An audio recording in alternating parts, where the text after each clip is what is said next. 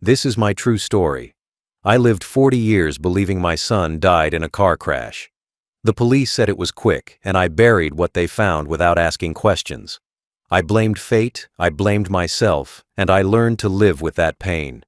Then last week, I saw his name appear on my wife's phone, the same name I'd carved on his grave. My hands shook. My mind went blank. 40 years of grief turned into one question.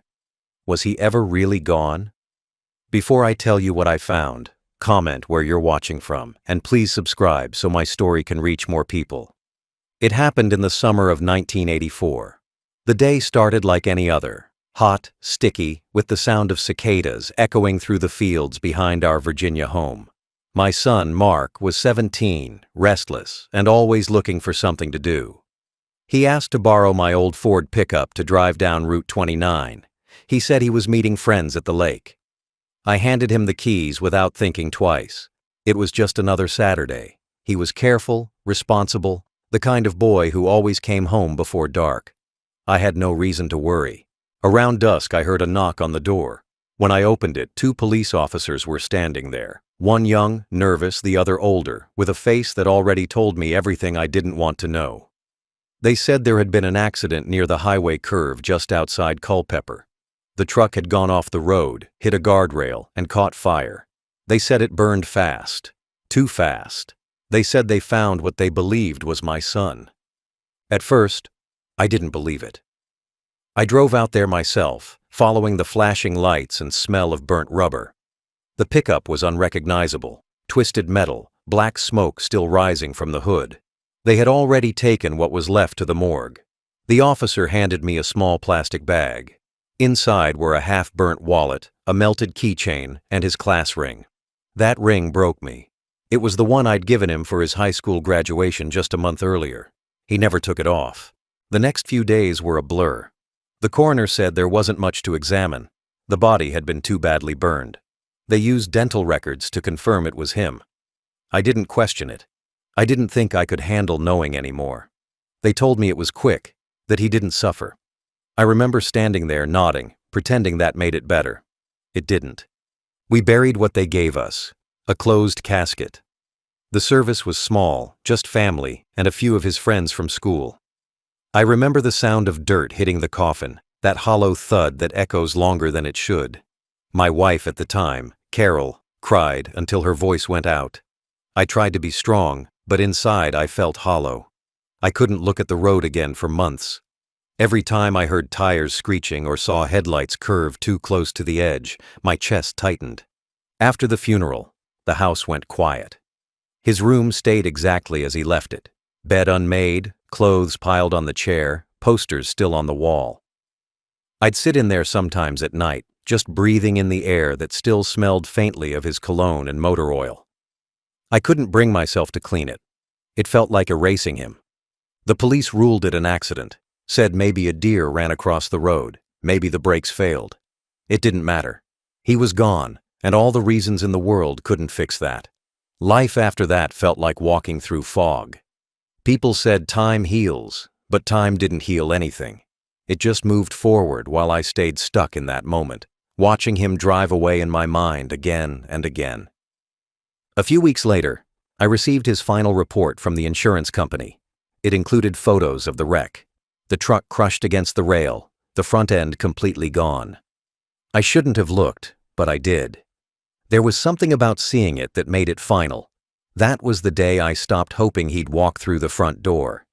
I spent years telling myself he was gone. I built my whole life around that truth. I told everyone I'd made peace with it, but I hadn't. I just learned to live with it sitting quietly in the background.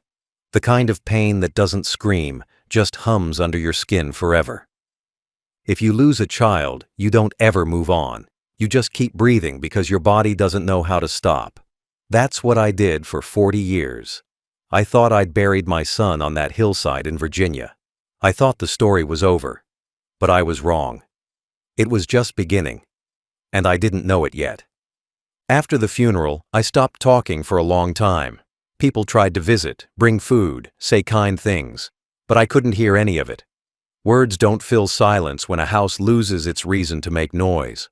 The first few months, I still cooked enough for 2 people. I'd pour an extra cup of coffee every morning and leave it on the table, waiting for a chair that stayed empty. It took almost a year before I realized the cup always went cold. That's when it sank in. He wasn't coming back. The nights were the hardest. I'd wake up at 2 or 3 a.m., sure I'd heard boots on the porch, or the front door creaking open. Sometimes I'd even get up and walk to the hallway, expecting to see him standing there, sleepy, saying he forgot something in the truck. But every time, the hallway was empty, just shadows and the faint hum of the refrigerator. Grief plays tricks like that. It feeds you ghosts just to remind you what's gone. I kept working after that, but it wasn't the same. I worked construction, long days in the heat. My coworkers stopped asking how I was because they already knew the answer. I buried myself in routine. Wake up, work, eat, sleep. No weekends, no hobbies, no laughter. Just movement. Because stopping meant thinking, and thinking meant remembering. I didn't want to remember. Once a year, on the anniversary of the crash, I drove out to that stretch of Route 29. I'd park near the guardrail, bring a small bouquet of wildflowers, and sit there in my truck with the engine running. I never got out. I'd just stare at the curve where they said it happened, listening to the wind move through the trees. Sometimes I'd talk quietly, not prayers, just updates. Told him what was going on with the world, how things had changed. I told him I missed him every single day. Then I'd drive home and not speak about it to anyone. That became my ritual for almost 40 years. The house stayed the same all those years. I couldn't bring myself to sell it. I replaced the roof, the floors, the fence, but not his room. It stayed exactly how it was the day he died. The bed still made, the baseball glove still on the shelf, his name still scratched into the desk with a pocket knife. People said I should let go, pack his things, start over. But you can't pack away love. You can't throw it in a box and pretend it doesn't still breathe in the walls. For years, I carried the same photograph in my wallet. Him at 16, standing by that old Ford truck, grinning with oil on his face. The corners of the photo wore down from how often I took it out. I looked at it every day before work, like a quiet promise that I'd keep living because he couldn't. Sometimes, late at night, I'd dream he wasn't dead. In those dreams, he'd show up at the front door, older, taller, but with the same eyes. He'd say he'd been gone too long, that he was sorry. I'd wake up before I could answer. The dream never lasted past that point. It was cruel, but it was all I had. The years rolled by, and the people who remembered him started to fade too. Old friends moved away, neighbors passed on. Even my first wife, Carol, couldn't carry the pain anymore. She left one winter, saying she needed to start fresh. I didn't blame her. We both lost the same person, but carried the grief in different ways. She wanted to live. I just wanted to endure. I stopped celebrating holidays after that. Birthdays, Christmas, they didn't mean anything without him. I'd see other families laughing in stores or restaurants and have to walk away. The sound of fathers and sons talking always cut deep. I'd turn on the TV just to drown it out. The world moved on without me. I watched it through a window like someone who didn't belong in it anymore. Then one day, 10 years later, I met a woman named Linda at a diner in Missouri. She smiled at me like she saw through all the silence. I didn't know it then, but that simple smile would lead me into another kind of pain I never saw coming. It was the summer of 1994 when I met Linda. I was 50 then, working maintenance jobs in Missouri after selling what was left of my business in Virginia. I'd stopped talking about my past. People don't know what to say when you tell them you buried your child. They just go quiet, and you end up comforting them instead. So I kept my story to myself. One afternoon, I stopped at a small diner off the highway for coffee. The waitress brought it with a smile and said, "You look like you've had a long day." That was Linda. I didn't know it yet, but that small moment would change everything. She was friendly, quick to laugh, with that kind of warmth that makes you forget time. I started stopping by the diner every week. We'd talk about simple things, the weather, the town, her garden. She never asked about my past, and I was grateful for that. After a few months, she invited me over for dinner. I remember sitting at her kitchen table, hearing the radio play soft country songs while she cooked. It felt normal. I hadn't felt normal in a long time. Over time, we grew close. I told her about my son, but only once. I didn't go into detail. I just said he died young and that I never really recovered. She reached across the table and held my hand. She said, "You can't live your whole life in the past." Her words were simple, but they stuck with me. She wasn't cruel or impatient. She just wanted me to live again. We married a year later in a small courthouse ceremony. No family, no guests, just us and the clerk.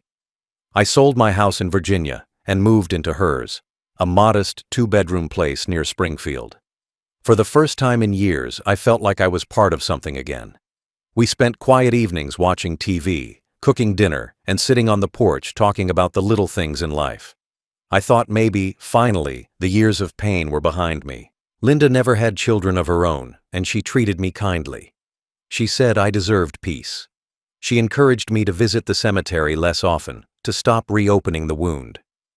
"He wouldn't want you to live in pain," she'd say, and she was probably right. For a long time, I listened. I didn't visit the grave for nearly 5 years.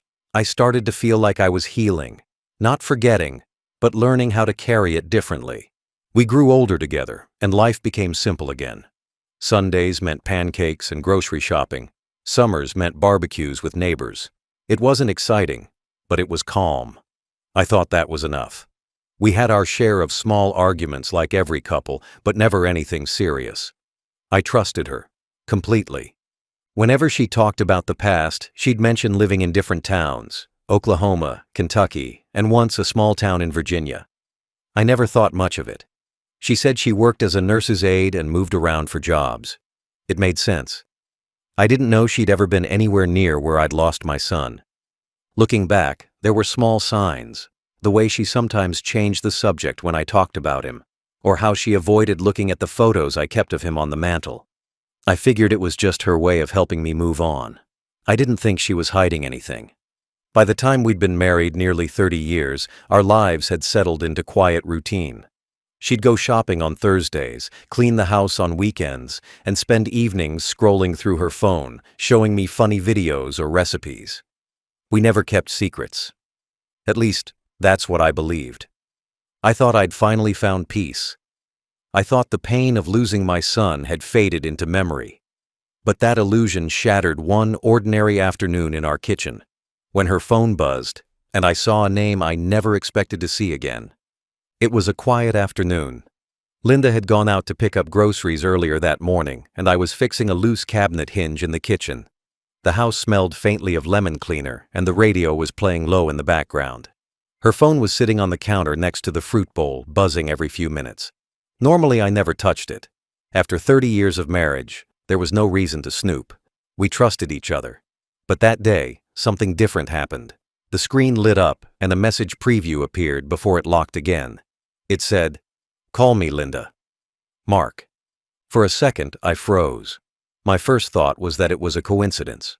Mark was a common name, but my stomach tightened anyway. I reached over to check the time on her phone. At least, that's what I told myself. But curiosity got the better of me. When I picked it up, the message was still on the screen. The words didn't look random. It wasn't a group chat or spam or anything that made sense. It was personal. I pressed the home button and the screen opened without a password. She'd never hidden anything before. I tapped on the Messages app, my hands shaking more with each second. The top thread was labeled simply, Mark. I opened it. The chat history went back months. Dozens of messages, long conversations, calls, pictures, even voice notes. My eyes scanned through, trying to make sense of what I was seeing. The tone wasn't romantic, it wasn't flirtatious or strange, but it was intimate. Like two people who shared something deep, something secret. One message caught my eye. "I can't tell him yet. He's not ready." Another said, "He deserves the truth someday, but not from me." My chest went cold. The more I scrolled, the clearer it became that they weren't talking about work or family or anything ordinary. They were talking about me. At first, I thought maybe she'd reconnected with one of my old friends. I had known a few guys named Mark back in the day. But then I saw a photo thumbnail in one of the older messages. My thumb hesitated before I tapped it open. It was a picture of a man, maybe in his 50s, sitting outside a small diner. He had gray hair, a beard, and a face that looked tired but familiar. Too familiar. My stomach dropped. His eyes, they were mine. The same shape, the same expression. It felt like the air had been sucked out of the room. I dropped the phone on the counter and backed away. I just stood there staring at it, waiting for it to make sense. It didn't. The man in that photo looked exactly like my son would have looked if he'd lived. The same jawline, the same crooked smile. I picked the phone back up and read the most recent messages again, slower this time. "I'll see you next week." He still doesn't know. It's time. That last one hit hardest. It's time. Time for what? To tell me? To confess? To introduce me to a ghost I buried 40 years ago? I put the phone down and walked to the sink. My hands were shaking so badly I had to grip the counter just to steady myself. I felt sick, not just from fear, but from betrayal. If this was real, if what I was thinking was even possible, it meant my wife had been talking to my son behind my back for years, and she'd let me believe he was dead the whole time. I sat at the kitchen table, staring at that phone, watching it light up again every few minutes with new notifications. I didn't open any more messages. I couldn't. My heart was pounding too hard to think clearly. When I finally heard her car pull into the driveway, I put the phone back exactly where it was. I didn't say a word when she came inside. She smiled, asked how my day was, unpacked the groceries like nothing was wrong. But inside, something had already broken. I kept quiet through dinner, pretending everything was normal. She didn't notice the way I watched her. I waited until she went to bed before I picked up her phone again and stared at that name one more time. Mark. The same name carved on a tombstone 40 years ago. The same name I whispered every night before I slept. My son's name. And that's when I knew, whatever story I thought I'd lived was a lie. And the truth was, sitting a few taps away on that phone, I barely slept that night. I just lay there, staring at the ceiling, my mind spinning in circles. Every time I closed my eyes, I saw that name again. Mark. It didn't matter how many times I told myself it could be someone else. My gut said otherwise. I turned over, looked at Linda sleeping beside me, peaceful, unaware. I wanted to wake her up, to ask her what this meant, but I couldn't find the strength. My heart was pounding so loud it drowned out every thought. The next morning, I waited until she left for her usual Sunday errands. The second the door shut, I grabbed her phone from the counter again. My hands were shaking, but I didn't care. I opened her contacts, scrolled down, and found the name. Mark. No last name, no description, no photo. Just a phone number and dozens of recent calls. The log went back at least 6 months, maybe more. The last one was from the night before, 27 minutes long. I felt my throat tighten. I opened their messages again, reading slowly this time, forcing myself to look at every word. "I'm proud of you for staying calm. You don't have to rush it. He'll understand someday. Don't blame yourself for what happened." Every message made my stomach twist tighter. It sounded like she was comforting him, not hiding him, like she cared about him. That realization cut deep, because it meant she knew him personally. I tried to think of explanations. Maybe it was another Mark, maybe someone from her side of the family. But the timeline didn't fit. I remembered how a few years back, she'd suddenly started making solo trips to visit her cousin in Arkansas. She said she needed to help with family matters. I never questioned it. Now, I wasn't so sure. Those trips lined up perfectly with the earliest dates in the message thread. I sat at the table, phone in my hand, heart pounding, trying to breathe. The house felt different, too quiet, too heavy. It was the same silence I'd lived in after losing my son. Only this time, it wasn't grief that filled it. It was confusion and fear. Because if what I suspected was true, then I'd spent 40 years grieving a boy who never died, and living with a woman who knew. I went into the den and opened the small wooden box where I kept the few things from his old life: his class ring, his driver's license, the police report, the obituary clipped from the local paper. I spread them across the table and stared at them.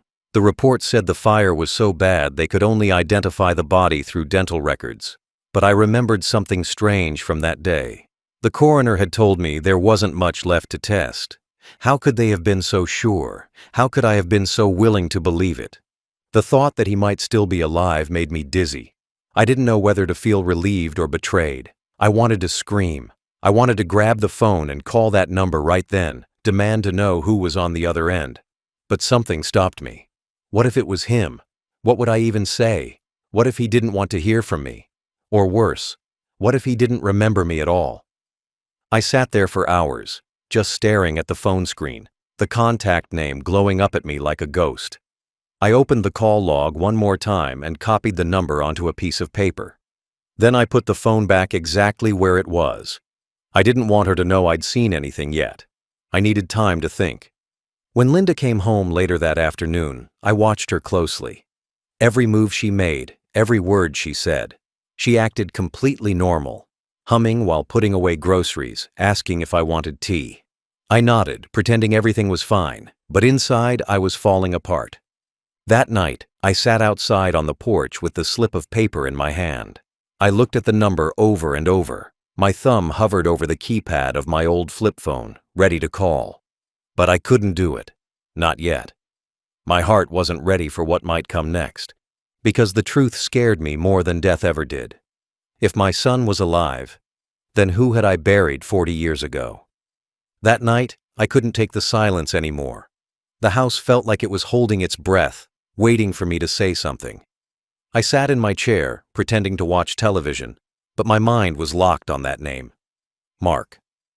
I kept glancing at Linda as she flipped through a magazine, calm as ever. It was unbearable. Finally, I spoke. My voice came out lower than I expected. I asked her, plain and simple, "Who is Mark?" She froze. The magazine slipped from her hands. For a long time, she didn't say a word. Her face went pale, her lips trembling slightly. Then she whispered, "Please, don't do this." That one sentence told me everything I needed to know. There was no confusion in her eyes, no surprise, just guilt. I could feel it in the air, the same way you feel a storm coming before it breaks. I leaned forward, keeping my tone steady. I told her I saw the messages, the calls, everything. I asked her again who he was. She looked down at the floor, and when she finally spoke, her voice was so quiet I could barely hear it. She said, "He's your son." My heart stopped. I stared at her, waiting for her to say it was a mistake, a bad joke, anything, but she didn't. She said his name again. Mark. The same name carved into a tombstone in Virginia 40 years ago. I felt the room tilt. My ears rang. For a moment, I thought I might pass out. She told me she met him years ago, completely by accident. She said she didn't know who he was at first. He was going by a different name, living in another state, working small jobs. But when she found out his real name, she recognized it from the stories I'd told her about the accident. She said she didn't tell me because he made her promise not to. I asked her why. She said my son didn't die in that crash. He survived, but he didn't want me to know. He was young, scared, and ashamed. He thought he'd ruined everything, and when the truck crashed, he panicked and ran. By the time the authorities arrived, someone else had been in the wreck. A hitchhiker, maybe, or a stranger who took a ride with him that night. They assumed it was him because of the wallet and the ring. He never corrected them. He disappeared instead. I could barely breathe. I wanted to believe it, but I couldn't.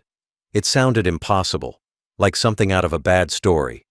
But Linda swore it was true. She said she'd been in contact with him for years, keeping his secret because he wasn't ready to face me. She said he carried too much guilt for letting me think he was dead. Every word felt like a knife twisting in my chest. For 40 years, I'd mourned him. I'd sat by his grave every year. I'd built my whole life around that pain. And now I was being told it was all built on a lie. I felt angry, broken, betrayed, but beneath it all was something worse, hope, the kind of hope that hurts more than grief. I stood up, pacing the room, trying to understand. I asked her where he was now. She said she didn't know exactly, that he moved often, never staying in one place long. But he still called her, still checked in. That meant he was alive. Alive, somewhere out there, talking to my wife instead of me. She reached out to touch my hand, but I pulled away. I didn't know what to feel. I should have been grateful. My son was alive. But all I could think about was the years I'd lost, the nights I cried myself to sleep, the life I lived without him, and the fact that she'd known all along, sitting across from me at the dinner table, pretending everything was normal. I didn't yell, I didn't cry. I just sat back down and stared at the wall until she stopped talking. My whole world had shifted, and I didn't even know which way was up anymore. That night, I didn't go to bed. I sat in the living room with the light off, holding that slip of paper with his number on it. The truth was out now, but it didn't feel like a relief. It felt like another wound, deeper than the first.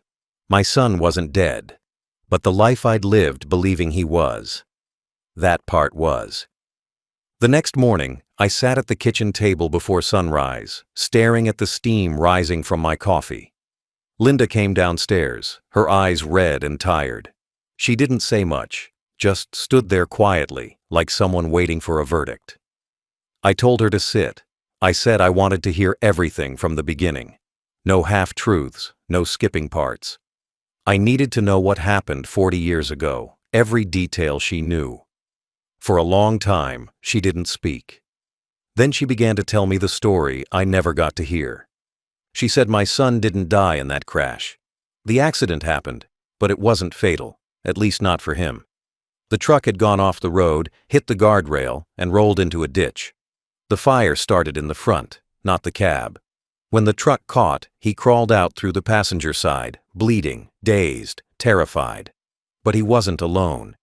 There had been another boy with him, a hitchhiker he'd picked up outside of town. She said no one ever knew that part because it was never in the police report. The other boy didn't make it. The fire spread too quickly. My son tried to help him but panicked when the flames reached the fuel line. He ran into the woods, burned and disoriented. He thought he'd go back when it was over, but by the time he found his way to the road again, the police and ambulance were already there. He stood at a distance, watching as they pulled the wreckage apart. When he heard the officers say there was a body inside, he froze. They assumed it was him because they found his wallet and ring. The truth was, he'd taken off his ring earlier that day while working on the truck and left it on the dash. She said he wanted to come home, but fear took over. He thought he'd be blamed for the other boy's death, maybe even arrested. He didn't know how to explain surviving a crash that burned that bad. So he left. He walked for days before catching a ride out of state. The papers called it a fatal accident. No one questioned it. And by the time the funeral happened, he was hundreds of miles away under a new name. Linda told me she met him years later, completely by chance. She'd been working at a small medical clinic in Arkansas in the early 90s. He came in with a minor injury, a deep cut on his hand from construction work. When he gave his name, she said it felt familiar. Later, she asked him about it, and when he mentioned growing up near Route 29, everything clicked. She didn't tell him who she was married to right away. But after a few visits, she did. She said he turned white as a sheet and walked out of the clinic without another word. A week later, he came back. He told her the truth, how he'd survived, how he'd run, how the guilt ate him alive for years. He said he wanted to reach out to me but couldn't. He thought too much time had passed. He said he built a small life, nothing fancy, just enough to get by. Worked construction jobs, lived in motels, no family, no roots. He said he didn't deserve to come home after what he'd done.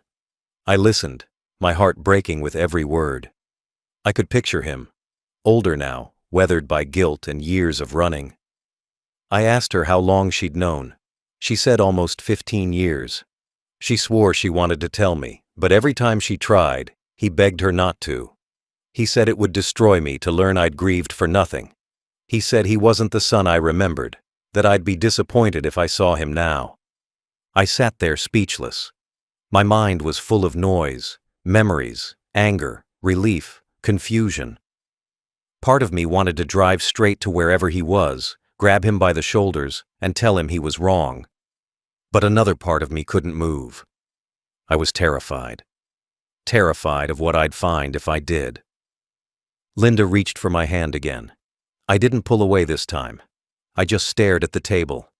My son, the boy I'd buried, mourned, and talked to at a grave for 40 years, had been alive all along, living a few states away, watching from a distance, hiding from the one man who never stopped loving him. I didn't know if I wanted to see him or if I even could, but I knew one thing for sure. I couldn't keep living without knowing the rest. I had to find him. Whether it healed me or broke me for good, I needed the truth. For days after that conversation, I couldn't eat, sleep, or think straight. Every sound in the house reminded me of the years I'd spent believing my son was dead. The ticking of the clock, the hum of the refrigerator, even the soft footsteps of my wife. All of it sounded wrong now, like a life built on someone else's story. I'd been betrayed, not just by her, but by fate, by time, by my own willingness to accept what I was told. But under all the anger, there was something else I hadn't felt in 40 years. Hope. I tried to hate her. I really did. I told myself that keeping a secret like that for so long was unforgivable. But then I'd think about the reason she gave, that my son didn't want me to know, that he was ashamed, scared, convinced he'd ruined my life. And I understood that kind of fear. When you lose something that precious, you start to believe you're not meant to have it back. I'd done that too. Buried my hope, sealed it inside the same coffin I thought held my son. One afternoon, I drove to the old crash site. It hadn't changed much. The guardrail was new, the grass had grown over, but the place still felt heavy with memory. I stood there and tried to picture that night again. The headlights cutting through the dark, the sound of metal and fire. But this time, I imagined him crawling out, gasping for breath, running into the woods, terrified and alive. I thought of how close he must have been, hiding just beyond the tree line, watching the same flashing lights that broke me for decades. It made my chest tighten until I could barely breathe. That night, I asked Linda again when she last heard from him. She said it had been 2 weeks ago. He'd told her he might be moving farther west, maybe to Colorado. He didn't say why. She said he still didn't want to talk to me, not because he hated me, but because he didn't know how to face me after all these years. He thought I'd be angry. He thought I'd hate him. I laughed when she said that, not out of joy, but out of disbelief. Angry? I'd have given anything to hear his voice once more, even if it was just to tell me he was sorry. For the first time in years, I felt something shift inside me. The hole that grief left was still there, but now it had a faint pulse of light in it. My son was alive. That thought alone carried a strange kind of comfort, even if it came with pain. I'd spent so long talking to a gravestone, asking questions that would never be answered, that I forgot what it felt like to have something to search for. Now I had a reason to keep moving again. Still, I couldn't ignore what Linda had done. Every time I looked at her, I saw the years she'd chosen to stay quiet. Every Christmas, every birthday, every night I cried thinking about my boy. She was there, holding the truth like a secret between her palms. I wanted to scream at her, but I couldn't, because deep down I knew that if I'd been in her place, maybe I'd have done the same. She wasn't protecting herself. She was protecting me. Or at least she thought she was. I spent the next few days in the garage, looking through boxes of old photos and papers. His birth certificate, school awards, drawings he made when he was little. I hadn't opened those boxes in years. I wanted to remember who he was before all of this, before the fear, before the lies. I wanted to see my son again, even if it was only through the faded ink and paper he left behind. And as I sat there, surrounded by memories and dust, I realized something that nearly broke me all over again. I didn't need to know why he ran anymore. I just needed to know where he was, because as long as he was still out there, breathing under the same sky, I still had time. Time to forgive, Time to speak. Time to make things right. I didn't know if I'd ever find him. I didn't know if he'd even want to be found.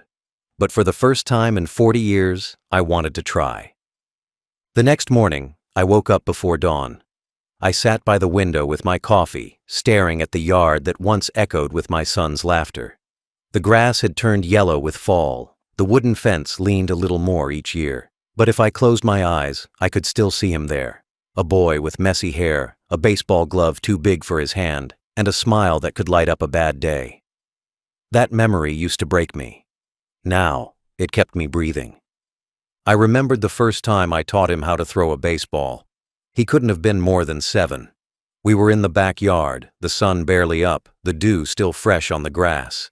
I showed him how to hold the ball, how to plant his feet, how to follow through. He missed the first dozen throws, but when he finally got it right, he jumped like he just won a championship. I can still hear him laughing, that wild, pure sound that comes from a kid who doesn't yet know what loss feels like. Then there was the fishing trip to Lake Anna. He must have been 12 then. He woke me up at 4 a.m., already wearing his hat backward, carrying the tackle box like it was treasure. We sat on the dock for hours without catching a single fish, but he never complained. He just kept asking questions about everything. Why the water was still, why the sky changed colors, why fish even bit hooks if it hurt them. He had a curious mind, always searching for answers. That was his nature. To wonder, to ask, to dream. As I sat there remembering, I realized how much I'd lost. Not just him, but the life we were supposed to have. All the birthdays that never happened, the graduation I never saw, the wedding I never attended, the grandkids I never met. 40 years is a long time for memories to turn into ghosts, and mine had been haunting me quietly all this time. I'd built my whole world around the idea that he was gone, and now I had to rebuild it again. This time around, the possibility that he was alive. I went to the attic that afternoon and opened a box I hadn't touched since the 90s. Inside were his things, a few toys, a baseball, some letters, and a faded photo of him in his high school jacket. I picked it up and stared at it for a long time. His eyes were my eyes, same shape, same look of quiet determination. It hit me that if he was alive, he'd be a man in his late 50s now. I tried to picture him that way. Wrinkles, gray hair, older, maybe tired. But no matter how hard I tried, all I could see was that same 17-year-old boy waving from behind the wheel of the truck on the morning he left. Linda came upstairs while I was still holding the photo. She didn't say a word. She just stood there watching me, her face full of regret. I didn't have the strength to fight anymore. I told her I was going to find him. She didn't try to stop me. She just nodded. I think she knew there was no turning back now. That night, I sat by the old rotary phone on the kitchen counter and stared at the number she'd written down, the one labeled Mark. My hand shook as I picked it up. I dialed 3 digits before hanging up. I couldn't do it, not yet. Because what if he answered? What if he didn't? What if he'd moved on completely, with a new life, new people, and no room left for the father he abandoned? I wasn't sure I could handle hearing his voice after 40 years. Not knowing whether he still loved me or even remembered me. So I did what I'd always done. I sat in silence, holding the phone, and talked to him in my head instead. I told him I forgave him.